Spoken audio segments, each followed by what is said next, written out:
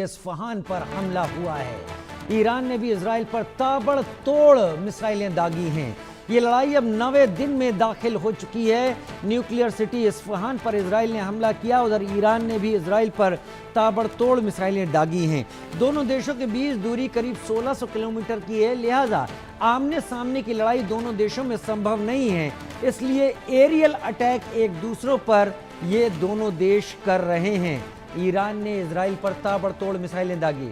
Ajay Jandiyal live मेरे साथ इस वक्त जुड़ गए हैं। अजय, एक एक करके ये दिन नवा आ गया है और ये लड़ाई अब आगे बढ़ती चली जा रही है।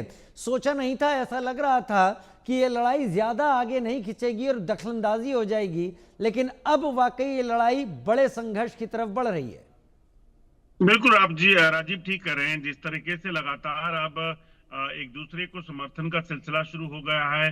पहले हमले, पहले रॉकेट्स, उसके बाद मिसाइल्स, बैलिस्टिक मिसाइल्स, हाइपरसोनिक, और अब आप देखिए तो अब रशिया जो है वो सीधे तौर पर साफ हो गया है कि ईरान का परमाणु परीक्षण करना या परमाणु का बनाना जो है वो कहीं ना कहीं उसे जस्टिफाई कर रहा है और कह रहा है कि अमेरिका और इजराइल ने ये हमला करके गलत किया है।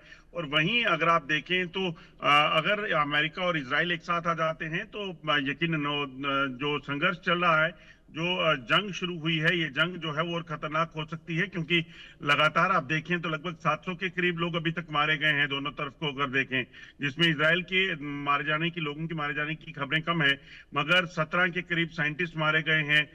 एक दर्जन के करीब जो है वो आर्मी के बड़े अफसर जो हैं और आर्मी चीफ ईरान के मारे गए हैं, और ये सिलसिला अभी रुकने का नाम नहीं ले रहा है। तो ऐसे में कहीं ना कहीं ये संघर्ष जो चल रहा है, ये संकट जो है ये और गहराता जा रहा है, और इस चीज की आशंका बनी हुई है कि कहीं अब ये विश्व युद्ध की ओर आगे ना बढ़ जाए। अब विश्व युद्ध को आगे न बढ़ जाए। इजराइल ईरान के न्यूक्लियर सेंटर या न्यूक्लियर ईरान को नहीं मंजूर करता है, लिहाजा वो उन जगह पर तो हमला कर रहा है जहां पर न्यूक्लियर साइट्स हैं, लेकिन वो न्यूक्लियर साइंटिस्ट को भी टारगेट कर रहा है। और आज के हमले में एक न्यूक्लियर साइंटिस्ट, उसकी पत्नी की मौत भी हुई है।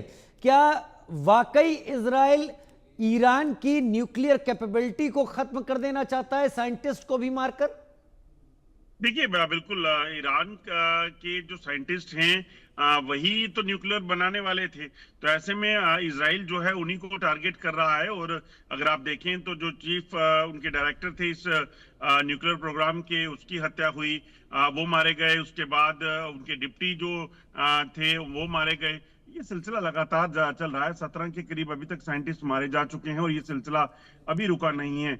जिस तरीके से अब रशिया जो सामने आया है, पुतिन ने कहा कि हम जो है इजराइल ईरान के इस न्यूक्लियर प्रोग्राम को जो है गलत नहीं मानते, वो और इजराइल ने हमला करके गलत किया है, और अगर अमेरिका इस जंग में कूदता है तो रूस जो है वो आगे आएगा। तो यकीनन ये एक बड़ी चुनौती जो है वो होने वाली है, और सिलसिला अब कहीं ना कहीं देखें तो जंग रुकने की कोई भी अभी वजह नहीं दिख रही है, ना ही कोई होप है। और ये सिलसिला अगर रुका नहीं तो राजीव, ये मौतों का सिलसिला, जो मौत का तांडव है वो लगातार बढ़ता जाएगा। और खास तौर पे जो सबसे ज्यादा चुनौतियां हैं वो ये हैं कि जंग सिर्फ इजराइल और ईरान में शुरू हुई है, मगर बीच में जब रशिया आएगा, एक बड़ा देश है, उसके बाद अमेरिका अगर इसमें आता है, वो एक बड़ा देश है, तो यकीनन फिर ये सिलसिला जो है वो और गंभीर हो जाएगा, और फिर ये कहीं ना कहीं मिडिल ईस्ट जो है वहां पे फैल जाएगा। कहीं ना कहीं